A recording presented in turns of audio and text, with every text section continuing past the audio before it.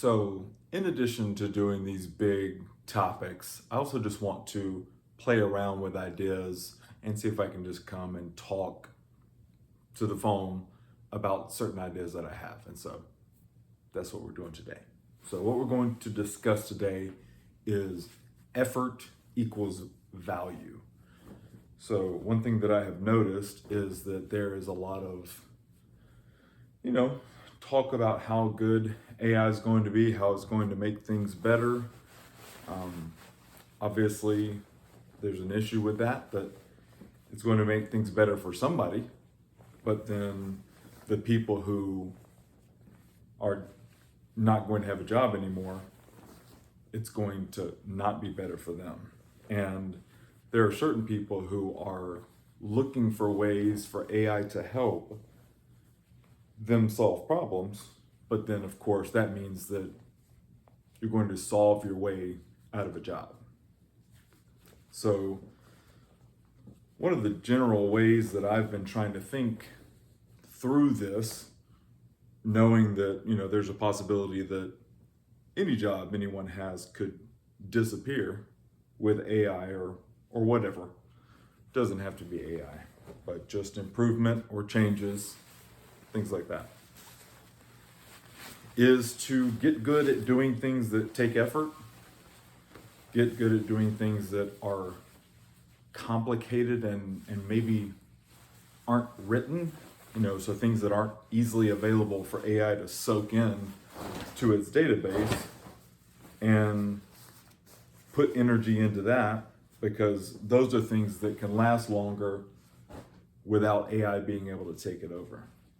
And so, in addition to that, learning how to do things for yourself. I've been learning how to fix our vehicles. I've been learning how to weld.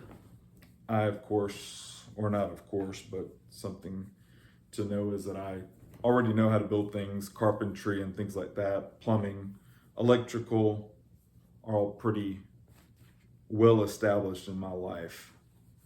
And those are things that, in addition to possibly being able to make some money off of it if I need to, also just make it cheaper for me to live, because I don't have to hire anyone to do those things.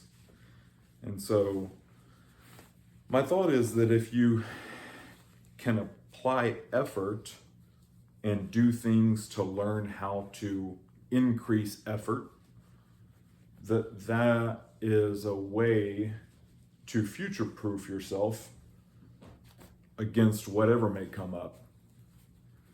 And getting used to doing hard things or doing things you don't necessarily want to do all the time is a good way to guard yourself against inevitable things that are going to happen as our society speeds up, and potentially speeds up faster than we can even really comprehend.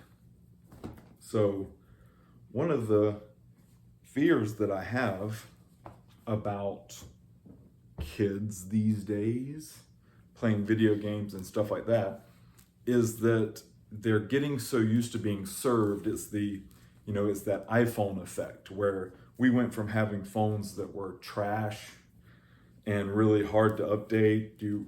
Anybody remember adding all your phone numbers to a new phone? Because there was no phone transfer back in the day. You got a new phone and you had to put in each of your contacts into the new phone. And that was your first few days, was putting your contacts in your new phone. And then you had to read the manual to figure out how to work the systems, because the systems that worked on one bespoke, flip phone, you get to the next one, a texting phone, and that system was completely different.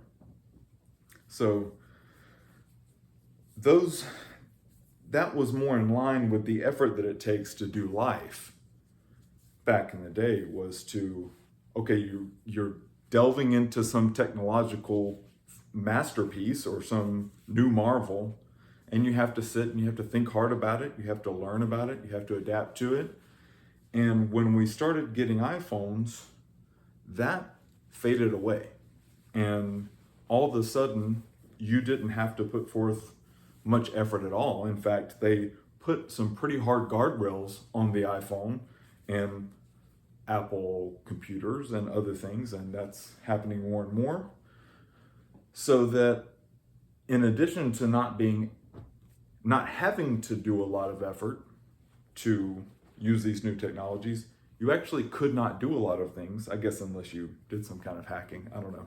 Never been into that myself, but you couldn't do too many crazy things. So we got some nice guardrails put on us, and I didn't mind. I didn't like learning the phones all that much. I did the first few years, when you're a younger person, you get into that kind of stuff and it seems fun. But then you get older and you're like, yeah, I've got important things. I don't need to think about that. That's too much work. So I welcomed it. But then now we have video games, and there are all kinds of conveniences that they have embedded into our lives that make it seem like life isn't that tough and that it doesn't take that much effort. And, there are regulations, and even buying cars is much easier. And so, meaning that, getting into debt that you can't afford, it's pretty easy.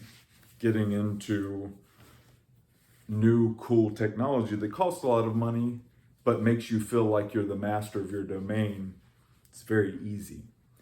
And the thing that we don't realize is that life is not as easy as it seems to us. And while that works in the meantime, and I certainly hope that any good solution that would come would preserve our way of life and would share the benefits of that convenience with the population at large, I don't have a high confidence that that's going to happen.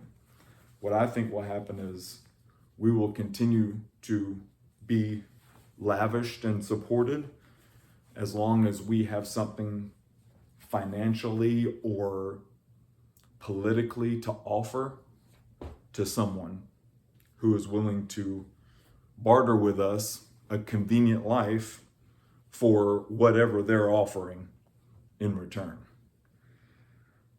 But as soon as that deal goes away, as soon as the average person doesn't have a whole lot to offer in that deal, I am concerned that those conveniences we're getting really habituated to are just going to vanish. And so what I will encourage and what I'm exploring and what I would love to hear about your ideas in the comments would be, how can we, one, what are ways that we can put forth effort even when no one's asking, so that we can become stronger and become smarter and take care of ourselves. And then the bigger question, because I know that that's fairly easy, especially for certain people, to kind of grasp that idea that, you've got to put forth effort and life can get hard. And so you need to be ready for that. But my concern is the people who grew up and have never experienced the frustrations of putting in all their cell phone numbers again, and who never experienced their computer crashing to blue screen or safe mode and them having to try to rescue their game that they lost. That happened to me. That actually is what got me off of gaming, was the computer crashed and I lost all my progress. So what could convince or entice that group of people who are perhaps spending lots of time online or in video games to do hard things and to weather themselves for potential hardships to come? Because right now I really am struggling to come up with an idea of what I could say to a young person who's playing awesome video games where they can do all kinds of crazy stuff. And especially as we progress, and eventually you'll be able to put on a headset or even just stand close to your phone and be transported into a world where it feels like you're in real life here, but you're actually in the computer. And then in that world, you can do whatever you want. You can fly. You can own whatever car you want. You can visit the corners of the earth. And that's going to be very tempting for people just to disappear into that. And as long as that's a good faith interaction and there's no, you get into the religion of things, and is that forfeiting your soul if you're a religious person and you go and indefinitely move into the matrix or the metaverse or whatever you want to call it? Is that endangering to your salvation? I don't know. But as long as it's a good faith interaction, maybe there's an argument to be made that, hey, just let the kids be kids, let them go live online, that's fine. But the concern I have is that maybe it's not a good faith interaction. And maybe the people who are providing this lavish gift to us right now will decide at some point that either they don't need to give it to us anymore, or that they don't need to have high quality control, or that maybe they can just put us in a corner, and if we've already given up our body or whatever normal life we have, they don't really have a lot of accountability to us. And then what happens to all those people who were invited into this world, and then all of a sudden the energy needs or the data needs for something else become way more important. And then, oh, well, you'll get your update, in the next month. That update to fix that problem that you have in this world you're stuck in, that'll be next month. But then it's next month, and then it's next month, and then it's forever next month.